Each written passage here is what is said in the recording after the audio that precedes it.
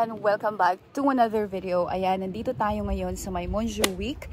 And yeah, nakalimutan kong mag-shoot kanina ng intro. So dito na lang ako mag-shoot ng intro natin. But yeah, ito yung isa sa mga lugar na gustong-gusto ko talagang puntahan ever since. Kaso never ko pa siyang napuntahan. So since meron na lang tayong ilang araw before ako bumalik ng Canada, naisipan ko talagang pumunta today. And I think very perfect yung araw na to kasi hindi siya ganun kainit, hindi rin siya ganun kalamig. So very perfect lang talaga na maglakad-lakad. And yeah, samahan nyo ako. Nandito na actually ako, but papakita ko sa inyo lahat yung mga activities na pwede nyong gawin dito.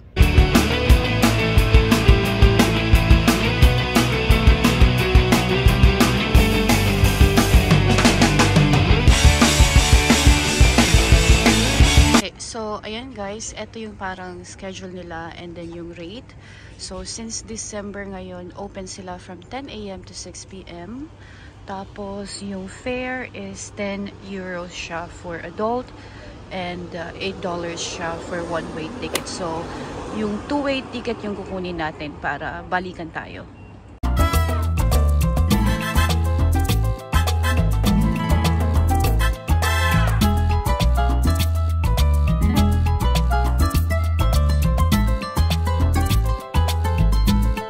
So, nakapila na tayo.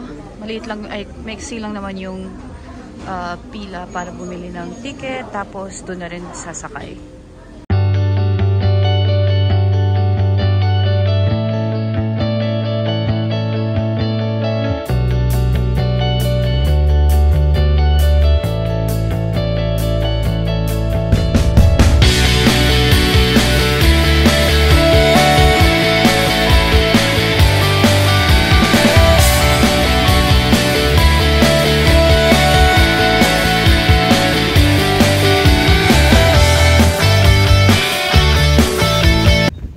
Nakalabas na tayo dun sa funicular. Papunta na tayo dito. Naglalakad na tayo. Papunta dun sa parang may castle siya. So wait lang, papakita ko sa inyo.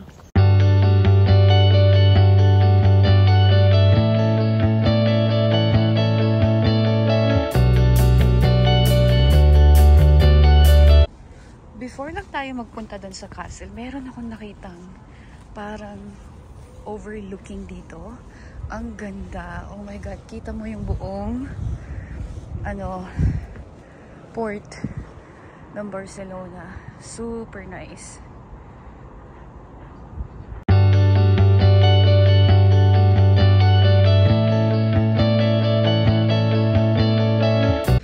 Okay. Wait lang. Hiningal ako. But, eto yung pupuntahan natin ngayon. So, in Catalan, Castel de Montjuic. Espanyol, Castillo de Montjuic. So, yan siya.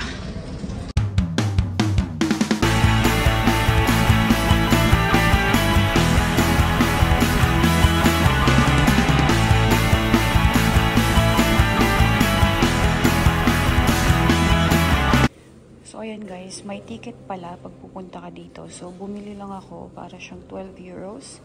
And yeah.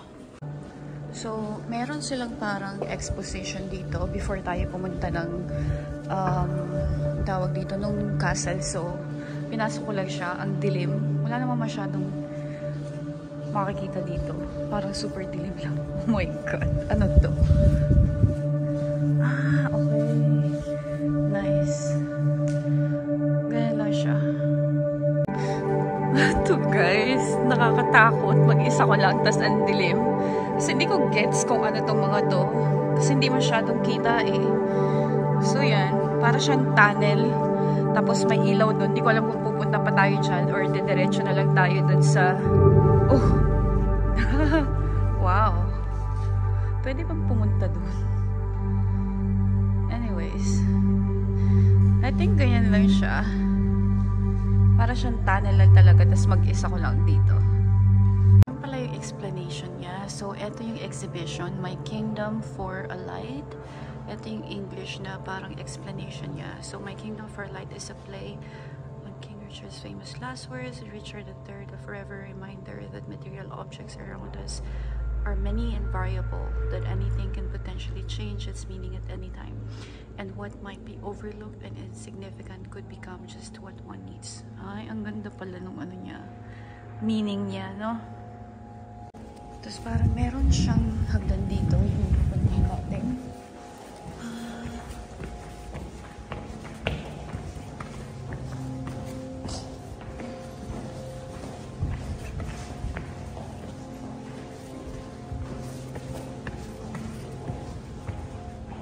Guys, so paakyat siya. Tingnan natin kung ano meron, pero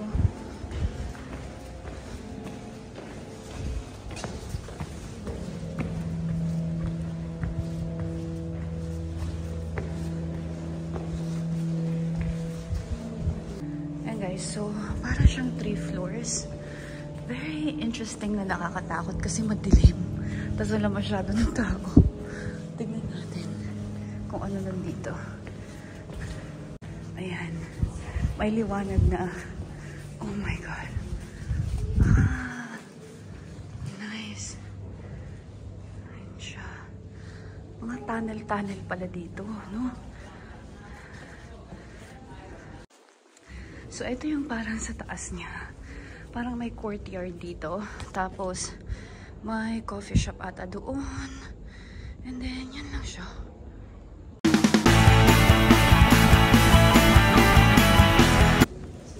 Grabe no, yung pinagdaanan natin para dito. Tapos may okay, may terrace pala, so yan yung puntahan din natin. Ano, grabe, exercise pala ito na puntahan natin.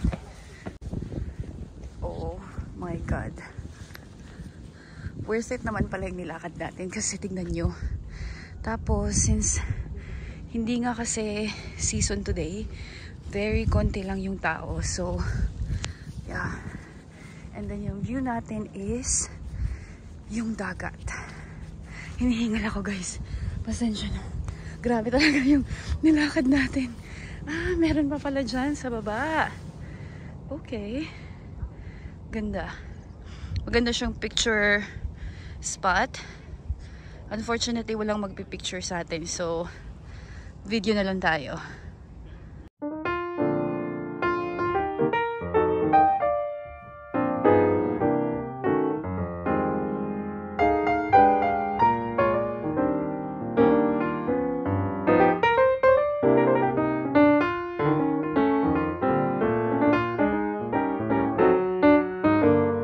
So, ayan guys. Ito yung parang pinaka-view dito sa taas. Makikita lang natin yung ship and then parang may mga cargo shipments sila. Super ganda ng dagat. Sayang, ganda sana magpa-picture dito. Oh, super nice. Ayan, so ang ganda, super ganda ng view dito sa taas. Dito sa side, kung yung nasa likod ko is eto yung parang view nung dagat. Doon naman sa kabila, parang yun yung view nung bundok. I think yan yung Mount Tibidabo. Hindi ko sure. So, papakita ko din sa inyo yung side na yun. But yeah, super ganda talaga dito. Parang ayoko nang umalis. And guys, so nandito naman tayo sa isang side nung parang castle nila. And eto yung entrance. Yan yung pinasukan natin kanina. And yan yung city view. So yan yung buong Barcelona. And then yan yung dagat. Ang ganda, no? Like ibang side or ibang view ng Barcelona naman. Super nice.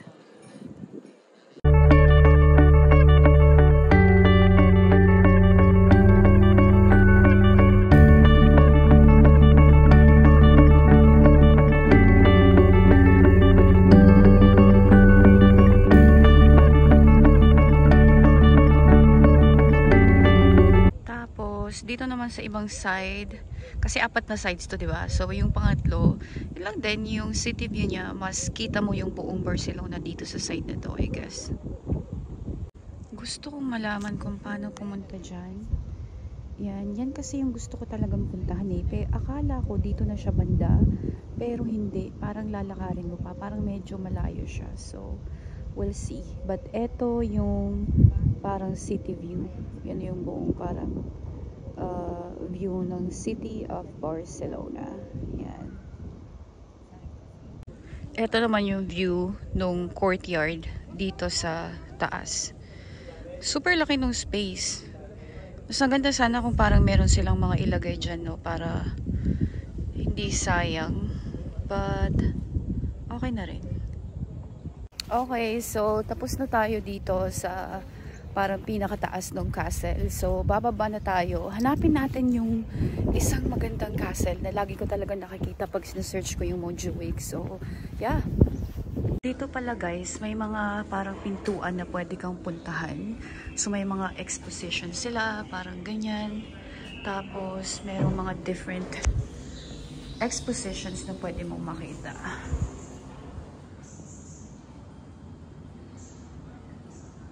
Etong exposition na to, nag-e-echo yung boses ko.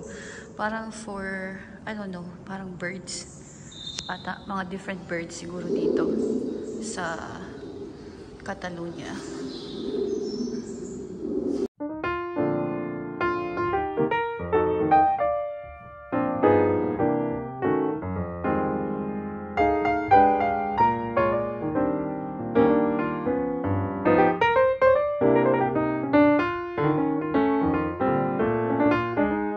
Tapos, meron na namang parang palabas dito. I think ito yung parang lower level siguro. Ayaw nga. Same lang din actually yung view. Pero dito lang siya sa baba. Ganyan.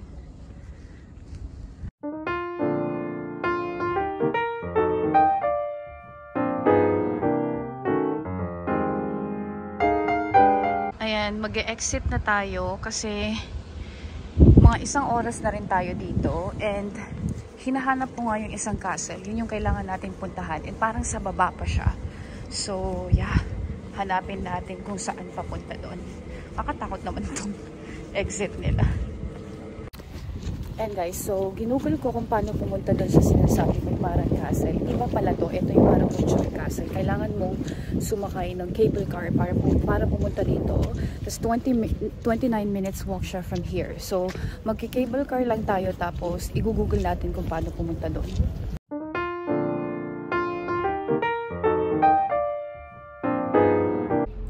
Ayan guys, so nakasakay na tayo ngayon dito dun sa cable car, pababa. And hindi ko to napakita kanina, pero pwede nyo itong sakyan, paakyat at saka pababa nung dun sa castle. Pero pwede rin kayong mag-mini hike. Hindi ko lang alam kung gaano siya katagal pag i-hike ninyo. Pero yeah, for me, since medyo gahol tayo sa oras, mas convenient na mag-cable car na lang tayo at saka ang ganda din ng views natin dito sa taas, di ba? So, yeah.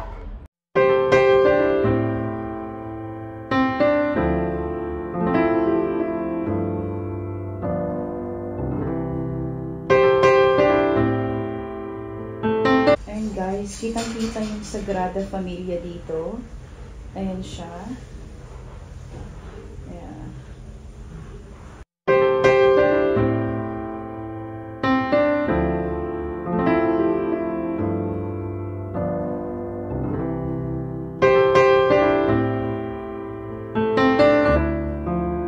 So, ayan guys, bumaba na tayo doon sa cable car. And from doon sa cable car, pwede tayong mag-bus ng bus 150 or maglakad ng 15 minutes. So, since na-miss ko na yung bus, maglalakad na lang tayo papunta. And malapit lang naman. So, yeah. Ayan siya. Yan yung parang directions. Follow lang natin. May park din dito sa malapit. I think pwede natin puntahan. Parang ano siya, Baguio vibes. Makakamiss yung Baguio dito. Kahit yung pathway nila, parang nasa Baguio lang tayo. Super ganda. Ayan o, no? Parang nasa Burnham Park lang tayo. Ayan. So, pwede naman maglakad dito para mas okay yung mga views na titignan natin. So, ayan guys, nakikita ko na yung gusto kong puntahan. So, yan siya. Yan yung castle na gusto kong puntahan. Akala ko, yan yung dun sa pinakataas. Hindi pala. Ayan guys. So, malapit na tayo. Pero meron ako nakitang parang view area dito. Very similar siya doon sa viewpoint doon sa may castle na pinuntahan natin. Mas mababa lang dito. So, tignan natin.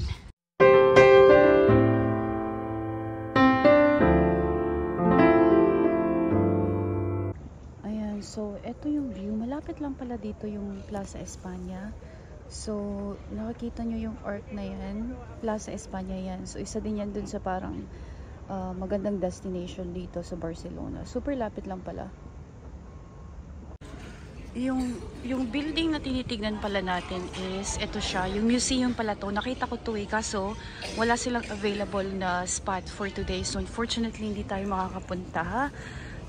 But yeah, ito yung ano nila, times and then yung tickets. Ganyan siya. Wala kasi ako makita online eh na available. Pero sabi nila kasi minimum 2 hours daw pag pupunta ka dito. So sayang lang. So next time na lang to.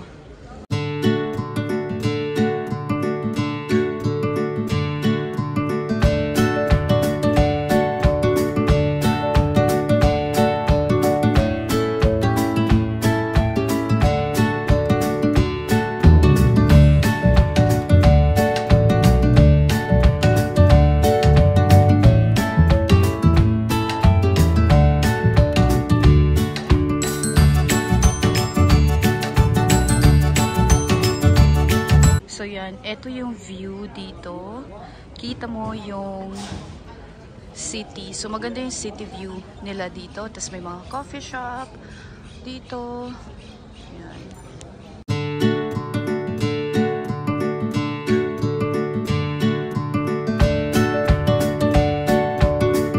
Yan, so ito yung parang view nung sa harap. And siguro maganda dito sa gabi pag may pailaw tong banda dito. Ayan. Okay din pala dito kasi may papuwet. Nakikita nyo ba yan? Yan.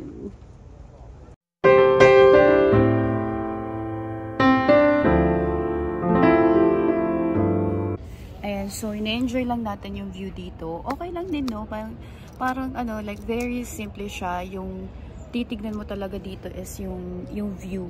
So, I think mas maganda dito pumunta pag gabi kasi marami akong nakikitang videos sa TikTok at saka sa Instagram na maganda yung mga pailaw nila pag gabi. Tapos, merong dancing fountain dito. Unfortunately, sarado siya ngayon. Ilang buwan na daw siyang sarado. Hindi ko alam kung bakit.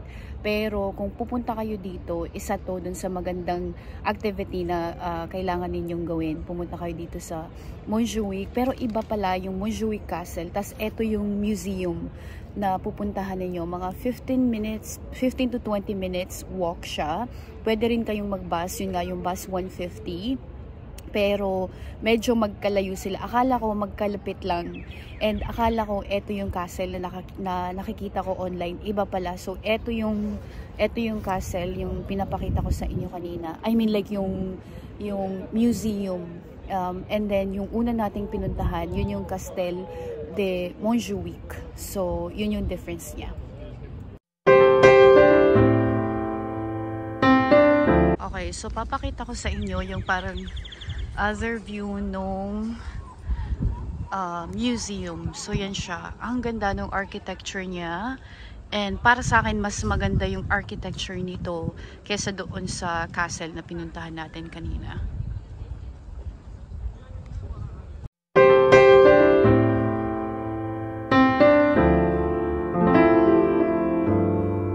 Mas maganda pala yung view dito. Pag nandito ka na sa baba, mas kita mo talaga yung beauty nung museum. Maganda rin siyang picture spot.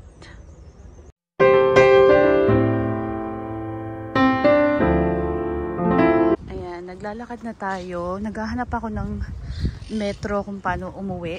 Kasi, so eto, hindi ko alam kung ano yan, yung apat na, ano na yan.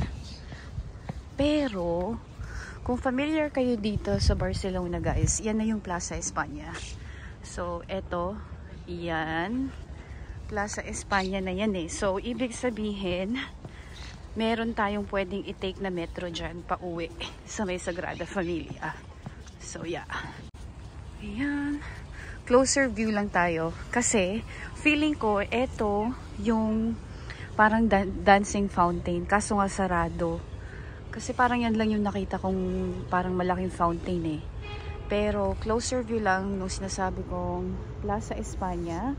So, yan yung parang mark ng Plaza España. So, ganyan siya. Isa siya dun sa mga parang famous na parang landmarks dito sa Barcelona. Ayan, so yan yung Plaza España. And, thoughts lang pala, if ever gusto nyo magpunta dyan sa museum nga na yan na napuntahan natin, instead na gayahin nyo yung route na ginawa ko, pwede na kayong mag-metro papunta ng Plaza España. Tapos, lakarin nyo na lang umakyat. Mas madali pa siya.